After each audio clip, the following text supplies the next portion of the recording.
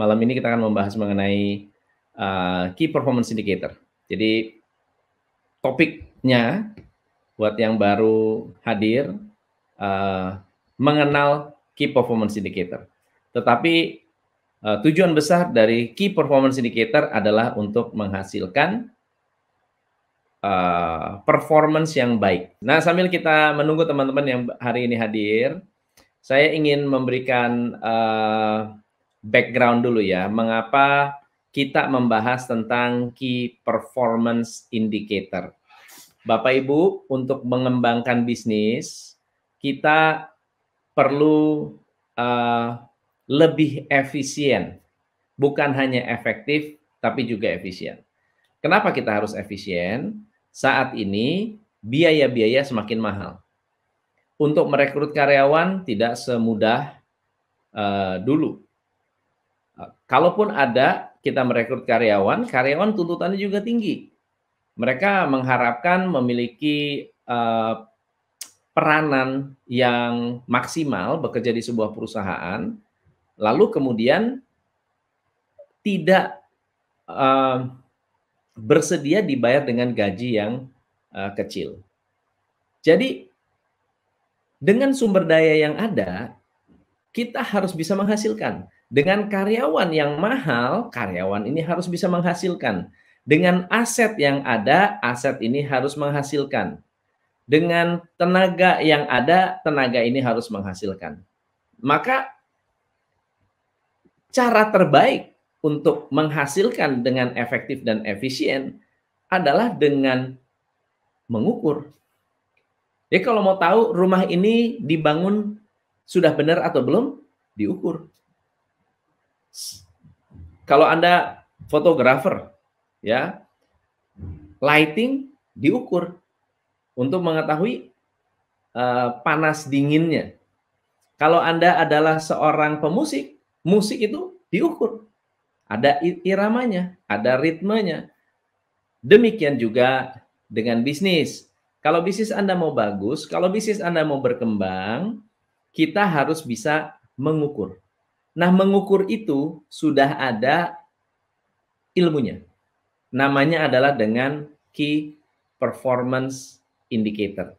Nah, saya ingin share dulu apa itu KPI, apa itu Performance Indicator. Jadi Performance Indicator ini adalah bagian dari scientific management. Kalau saya cerita sejarah sedikit, jadi manajemen itu berevolusi ya. Sejak tahun 1776, dulu di manufaktur itu orang bekerja spesialisasi. Kalau Anda adalah orang yang spesialisasi di satu mesin, ya mesin dia itu yang dia kerjakan terus-menerus. Ya, ini teorinya Adam Smith, teman-teman. Lalu kemudian tahun 1799 muncullah ada yang namanya kekurangan orang. Kita nggak bisa nih nambahin orang terus. Kalau saya punya 10 part, 10 orang, wah susah. Gimana caranya supaya saya bisa membantu atau membuat orang memiliki skill untuk bongkar pasang, reparasi. Maka muncullah interchangeable parts yang kemudian dikembangkan oleh Eli Whitney. Jadi pada masa itu yang Eli Whitney adalah seorang pengusaha yang menjual senapan. Dan pada masa itu perang saudara di Amerika, mereka membutuhkan hasil produksi senapan yang cepat, maka mereka melakukan yang namanya interchangeable parts. Tapi di tahun-tahun itu, di tahun 1800-an, muncul yang namanya cost accounting. Cost accounting. Jadi mulai ada administrasi.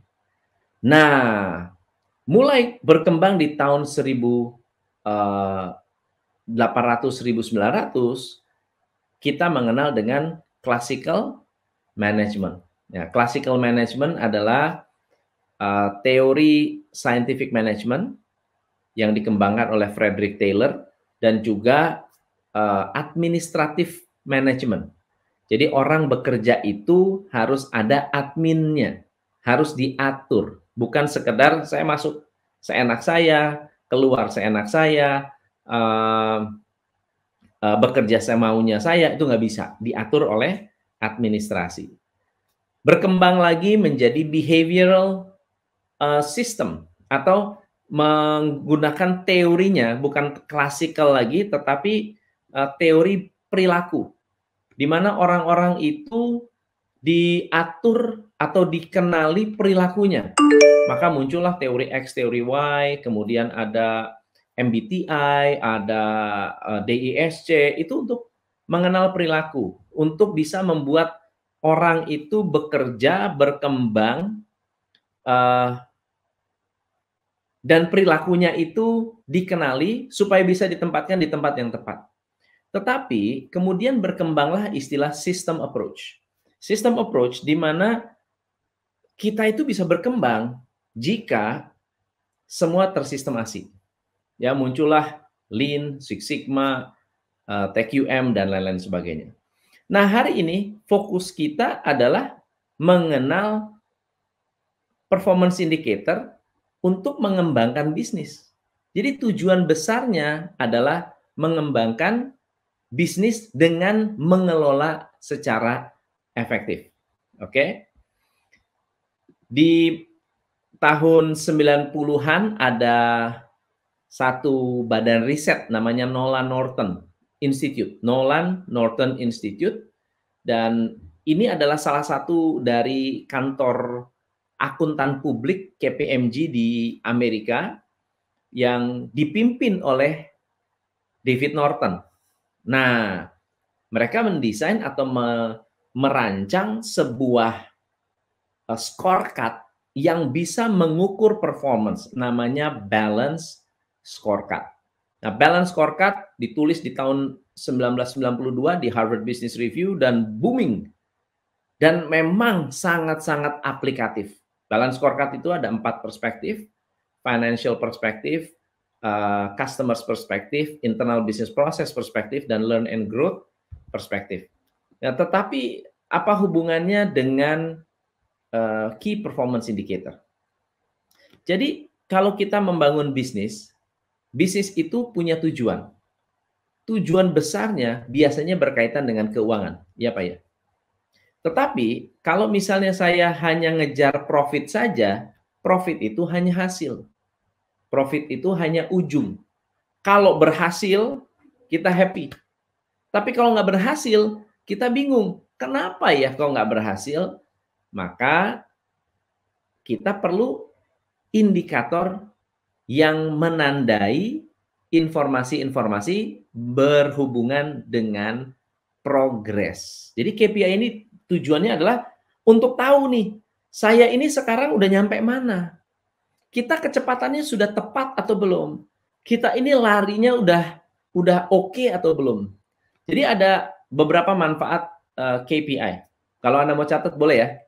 Manfaatnya nomor 1 adalah key performance indicator digunakan untuk alat detak jantung Anda, untuk mengetahui detak jantung dan Anda sedang berdetaknya bagus atau tidak.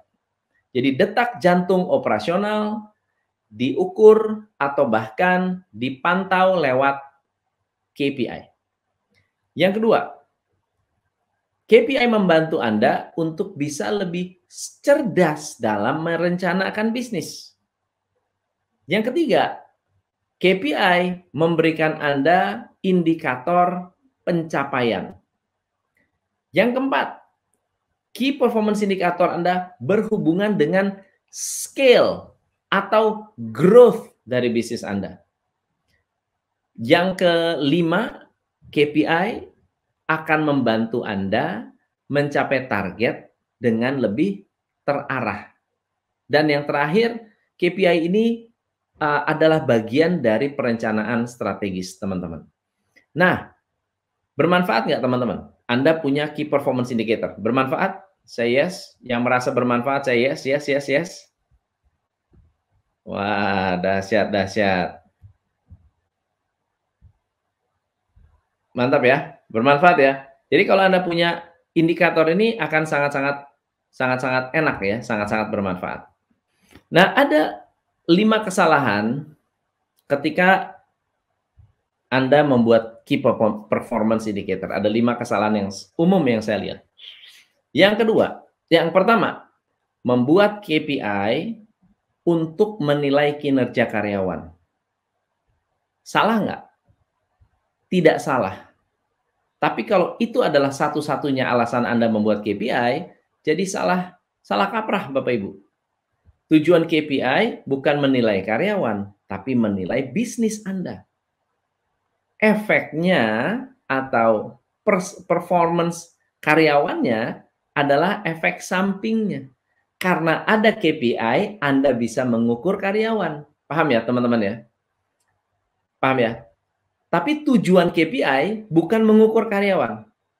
Tujuan Anda ngegas ya adalah supaya cepat sampai tujuan. Tapi bukan untuk mengukur apakah gas Anda bagus atau jelek. Paham ya?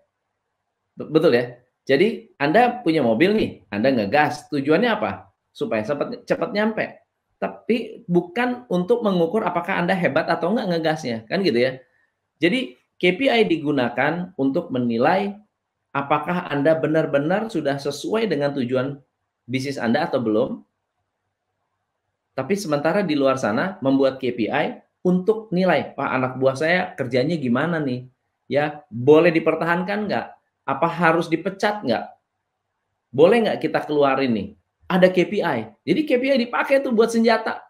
Akhirnya karyawan tidak mau mengisi KPI. Karyawan merasa KPI adalah musuh besar saya. Kalau saya isi jujur, saya dipecat. Kalau saya isi bohongan, saya di-upgrade, ya.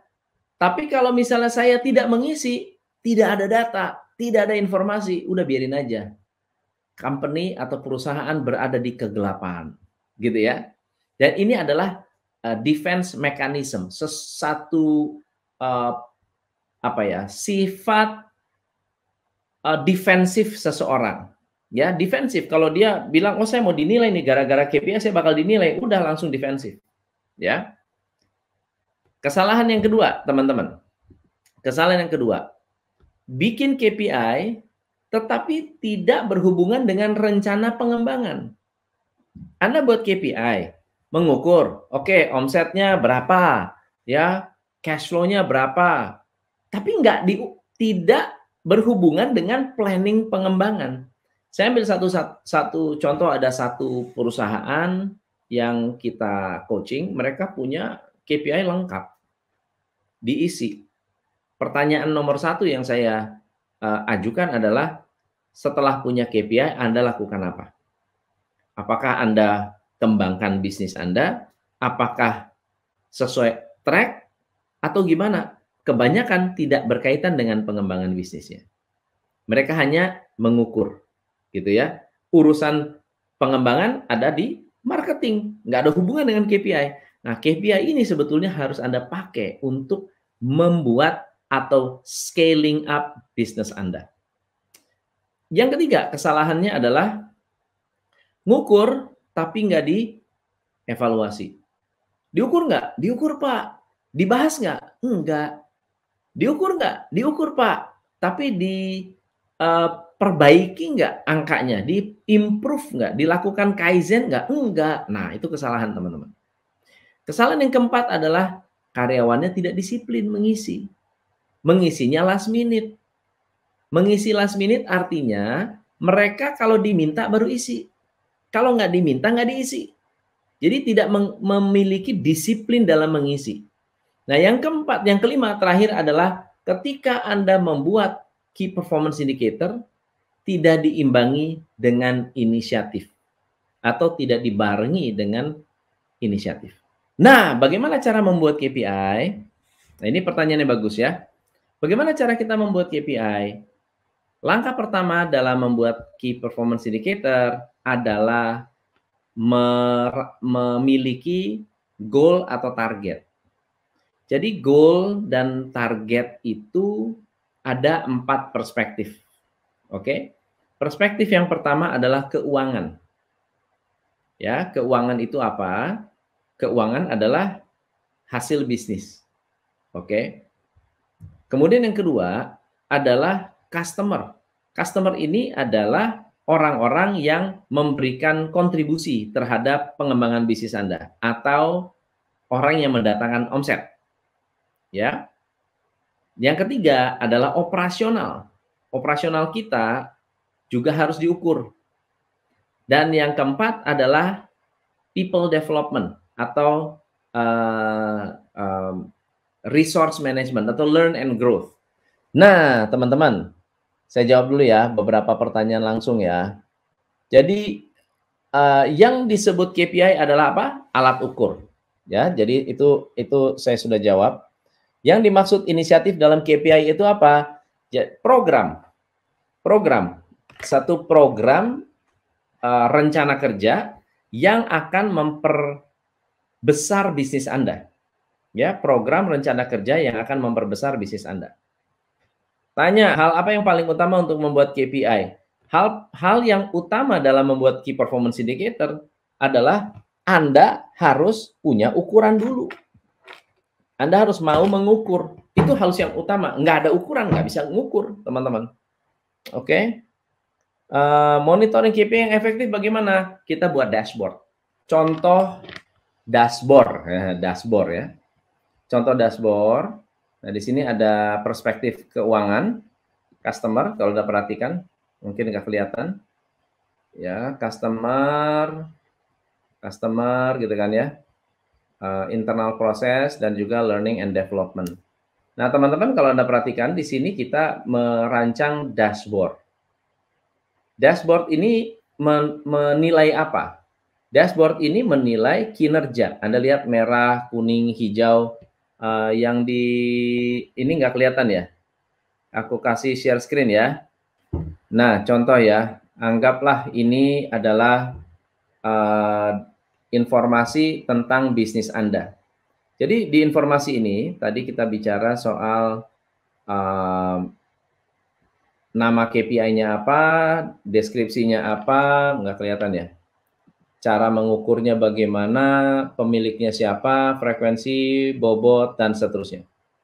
Tapi tujuan besarnya adalah kita ingin menilai kinerja. Ah, ini kinerja. Walaupun di sini ada orang ya, ada jabatan, tapi bukan berarti kita menilai mereka. Jadi dengan adanya KPI, saya bisa menilai kinerja dari manajemen. Begitu, naik, turun, berkembang atau tidak. Oke, kita menggunakan indikator ini teman-teman. Tujuan besarnya agar Anda bisa memonitor kinerja. Nah, prinsipnya begitu ya, agar Anda bisa memonitor kinerja. Kalau Anda mau template ini saya berikan di workshop Bapak Ibu. Jadi akan ada workshop tanggal 24 kalau nggak salah ya. Nanti Anda lihat di Instagram. Hari Sabtu depan, hari Sabtu ini kita membahas tentang marketing. Hari Sabtu ini tanggal 12 jam 2 kita akan bahas tentang marketing. Buat Anda yang mau register kemana? Ke 0811 595979. Bahas marketing. Yang mau belajar tentang marketing daftarnya ke 0811 595979. Nah, di sana kita akan membahas tentang marketing system. Tetapi yang akan lebih spesifik atau kritikal yang akan kita bahas adalah bagaimana membuat marketing Anda, mendesain marketing Anda, rekrut marketing Anda, kemudian membuat program, dan akhirnya mengukur. Nah, KPI-nya juga ada di situ. Tapi kalau benar-benar full KPI, template tadi saya berikan untuk yang mau benar-benar belajar KPI. Saya rasa nggak semua orang, saya nggak tahu apakah Anda tertarik atau enggak, tapi kalau Anda tertarik belajar tentang KPI itu tanggal 2 hari ya, saya ajarkan 2 hari, 23, 24 Februari. 23, 24 Februari jam 9 sampai jam 12. Jadi buat teman-teman yang mau belajar langsung ke 08 111 59 5979. Saya akan kasih tunjuk juga misalnya contoh ya, contoh dashboard lah, contoh penerapan KPI ya, contoh penerapan KPI supaya Anda bisa dapat gambaran ya. So katakan misalnya, ini contoh ya, ini contoh simple aja. Nah, katakan teman-teman sudah membuat contoh dashboard seperti ini. Nanti saya ajarkan bagaimana caranya untuk menyusun ini semua. Misalnya KPI kita di keuangan ada omset, gross margin, net margin, nilai inventory, rasio HPP, dan seterusnya. Di customer kita mengukur jumlah jumlah customer, nilai pembelian customer, kemudian komposisi, kategori customer, dan seterusnya. Oke. Kemudian ini by the way angkanya angka real ya. Jadi saya tidak sebutkan company-nya, tapi angka ini angka real dari data yang benar-benar real. So di sini ada proses ya. Dari proses bisnis proses itu kita bisa melihat ada ketepatan produksi, lead time, cacat produk, retur, kemudian ada training, downtime, dan seterusnya. Nah, tadi ada yang tanya kan, inisiatif itu apa sih? Nah, ini contoh inisiatif. So, let's say misalnya Anda memiliki, di sini ada merah hijau ya. Merah hijau berarti tercapai, tidak tercapai. Katakan revenue. Revenue itu merah. Kenapa merah? Kita lihat, apakah di customer ada hubungan dengan revenue? Oh, ternyata revenue itu berhubungan dengan jumlah customer. Jumlah customer-nya merah. Nilai jumlah customer-nya merah. Kemudian kategori customer-nya merah. Kepuasan pelanggannya merah. Ya, kenapa kok bisa customer-nya merah? Karena kepuasan pelanggannya merah. Begitu. Jadi kita bisa tahu, oh ternyata kepuasan pelanggan itu berkaitan banget dengan omset, gitu ya. Kalau saya punya inisiatif meningkatkan kepuasan pelanggan, omsetnya bisa meningkat nggak? Sangat bisa. Kita lihat contoh lain. Gross margin saya hijau. Apa sih yang membuat gross margin saya hijau? Nah, coba dilihat di sini. Oh, ternyata di internal proses saya efisien menggunakan bahan bakunya. Jadi ketika bahan baku hijau, gross margin saya ikut hijau. Cacat produknya hijau. Hijau artinya bukannya bagus ya, artinya cacat produk itu berarti sedikit ya yang cacat gitu ya. Hijau, oh ternyata hijau. Jadi kalau saya bisa perbaiki sebabnya, akibatnya akan mengikuti. Begitu teman-teman. Jadi kalau mau tahu sebabnya, ya sebabnya diperbaiki, ya akibatnya akan mengikuti gitu. Kalau penyebabnya diperbaiki, yang lain akan mengikuti. Begitu teman-teman, ya. Dimana perlukah untuk koperasi, untuk bisnis kecil pun perlu, teman-teman. Untuk bisnis kecil, sekecil apapun perlu. Ya. So, jadi kenapa kita membahas ini? Karena teman-teman, simple. KPI itu jangan diperumit, jangan dibikin rumit. Memang membutuhkan skill untuk membuat KPI. Memang butuh ngerti. Nah, kalau teman-teman, oh gitu tuh, kelihatan, oh caranya begitu, enak saya jalaninnya, akan lebih enak, teman-teman. Jadi pertanyaan tentang evaluasi, kita tadi kasih tunjuk, contohnya seperti itu, Anda bisa lebih gampang untuk mengevaluasi. Oke? Ada buku yang cocok untuk membahas KPI? Ada, cari buku David Parmenter. Cari bukunya David Parmenter. Ya. Jadi buat Anda yang mau belajar tentang marketing, harga umum, harga normal itu 1.250.000. Nah, buat Anda yang daftar early bird itu sebetulnya 30 pendaftar pertama. 350.000, Anda bisa cek ke tim dan ada penawaran menarik buat Anda yang daftar sekarang. Silahkan dicek deh. Anda bisa dapat apa gitu. Ada offer yang super spesial. Baik, oke. Ya, silahkan ya teman-teman. Tapi kalau Anda mau belajar tentang strategi yang murah meriah, yang gratis. Kemarin di Instagram saya membahas tentang marketing. Tapi kalau membahas tentang sistem, nah sistem itu saya bahas di tanggal 12, lengkap. Karena saya akan berikan beberapa template ya. Saya akan memberikan beberapa template untuk marketing plan, template untuk landing page, ya, template-template buat jadi outsource landing page akan saya berikan caranya untuk mendapatkan outsource-nya, untuk bikin konten satu konten setiap hari ya rutin 25 hari kerja itu gimana caranya itu akan saya ajarkan ya. Nah, oke. Final tentang key performance indicator. Bapak Ibu, key performance indicator ini tidak boleh dibuat rumit. Ingat ya, key performance indicator tidak boleh dibuat rumit. Kenapa?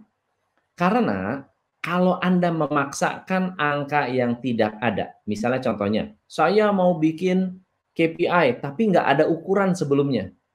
Lalu Anda mengada-ngada atau Anda memaksakan, maka waktu Anda untuk cari omset malah digunakan untuk administrasi, Bapak Ibu.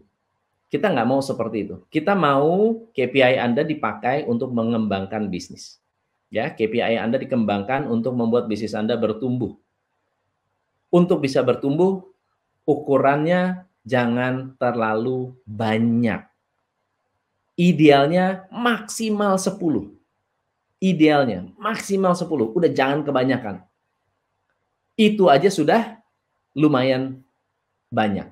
Ya, katakan 3 ukuran di keuangan, 3 ukuran di bisnis proses, 3 keuangan di marketing, 3 keuangan di HRD. Cukup itu udah 12.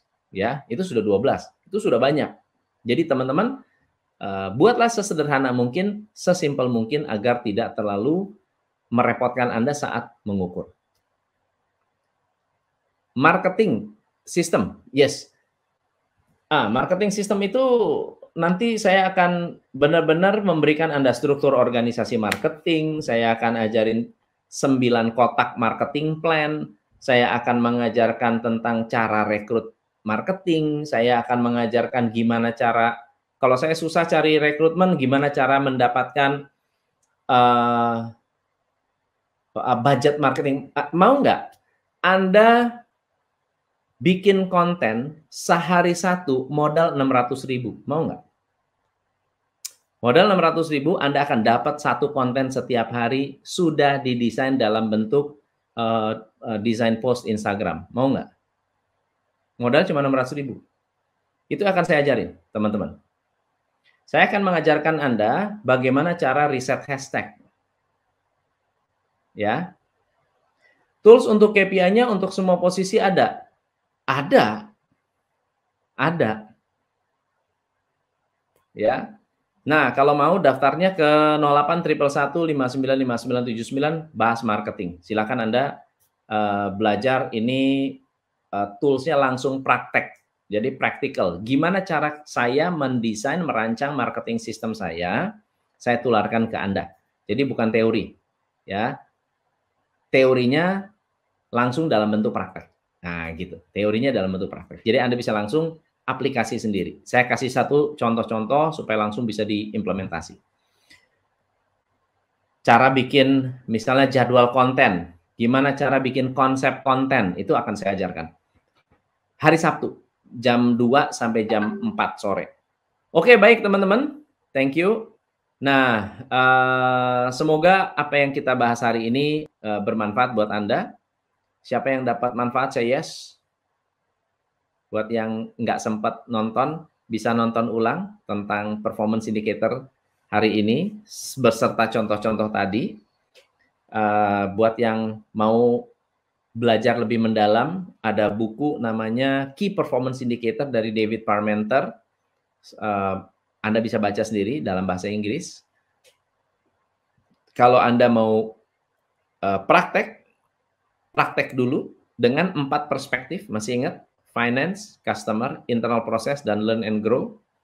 Tapi kalau misalnya Anda berpikir, saya mau belajar secara step by step dari nol, Anda bisa gabung di workshop tanggal 23, 24. Khusus bahas KPI. Ya, sekaligus saya akan pandu Anda step by step membuat KPI itu kayak apa. Oke, guys, good job. Thank you so much buat sesi malam ini. Sampai ketemu next time. Saya Tom MC Ifle, salam pencerahan buat Anda yang ada di YouTube dan di Facebook. Good job. Bye-bye.